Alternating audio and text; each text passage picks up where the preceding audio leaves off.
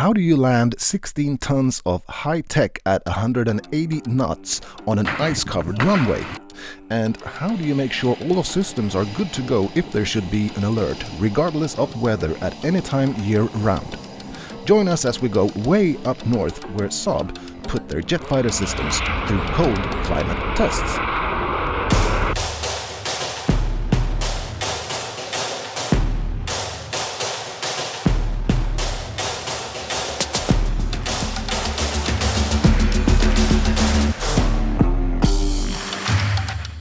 Machines in general are always more or less climate sensitive, regardless of vehicle, making sure it runs smoothly in the scorching sun or blistering cold. Climate tests are vital and carried out for pretty much all kinds of motor-driven vehicles. Jet fighters are no exception, and one could argue that jet fighters in particular pose a bigger challenge due to its many details and advanced systems on board. Also, a jet fighter needs of course to be capable of safeguarding airspaces 24/7 year on end, regardless of weather. And that's why Saab perform cold climate tests, which we will take a closer look at in this first episode of Let's Talk About Tech. This is the place where you get to be co-creators. What do you want to know about defense technology or perhaps just tech in general? Let us know in the comment section below, and in case you're not familiar with Saab, have a look at saab.com, link also in the description, and by all means click that subscription button because there will be more of this format. Now let's head north. To be more precise, the place we're going to is close to the Arctic Circle, which brings us to the same latitude as the middle of Alaska or the east coast of the Kola Peninsula in Russia, just to give you some reference. And yeah, it does get chilly here. Minus 30 degrees Celsius, which means about minus 22 degrees Fahrenheit, is a fairly common temperature wintertime, but it can occasionally be even colder. Also worth knowing, the winter periods are long. And here in these northern parts of Sweden, Saab is trying out the Gripen fighter system, putting it through cold climate tests. As an Arctic country, Sweden needs to be able to act whenever necessary, regardless of weather conditions. And in contrast to cold climate tests, humidity and heat tests are of course also carried out, but in other parts of the world. And we might just come back for that in a later episode, but for now, let's start freezing. So, let's start with an overall fairly common question. Does ice build up on a jet fighter, and do the same rules apply to commercial jet planes?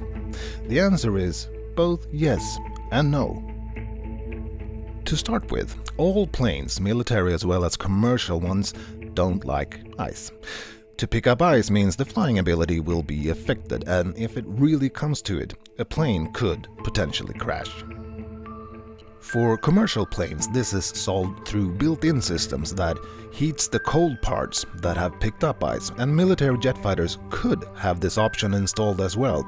But for most jet fighters, the solution is actually to just go faster, as higher speeds creates friction to such a level that heat is being built up, thawing the plane.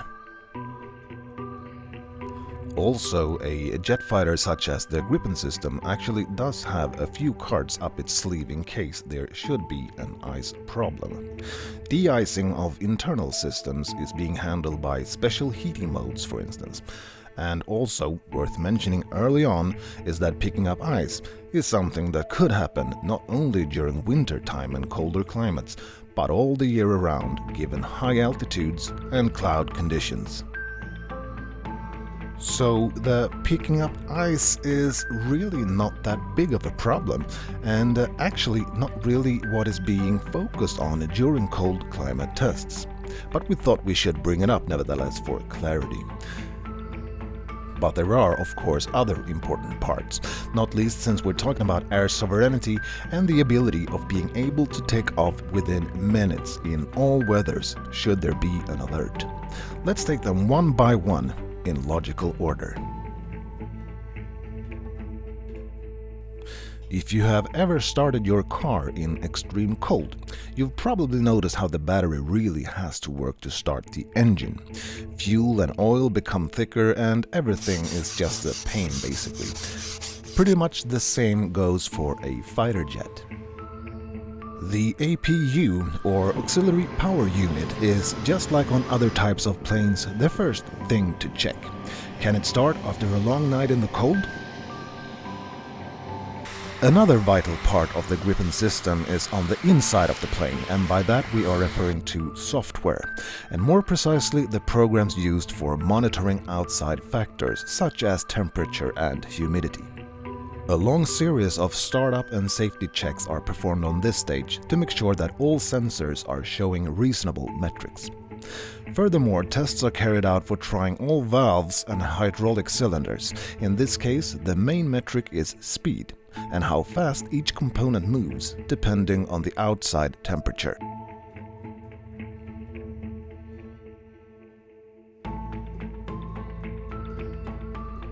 The ground tests are performed in order to confirm that the plane is acting steadily during takeoff and landing on surfaces with really low friction. This is done by starting off with low weight, less external loads and slower speed.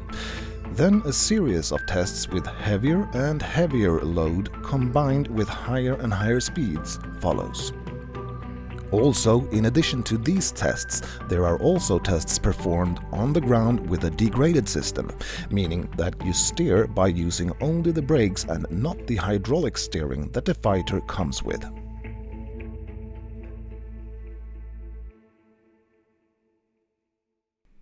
The testing of the weapon systems is conducted by Saab engineers together with personnel from the Swedish Air Force and FMV, the Swedish Defense Materiel Administration. This calls for more operational exercises where mobile maintenance hangars are used, as well as mounting of weapons are being carried out.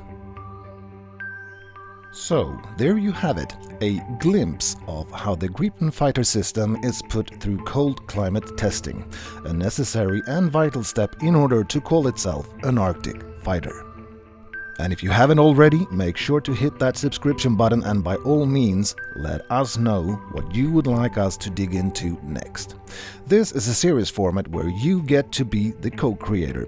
And if you're not familiar with Saab, check out saab.com and learn more on our business. Let's keep talking, and more precisely, let's talk about tech.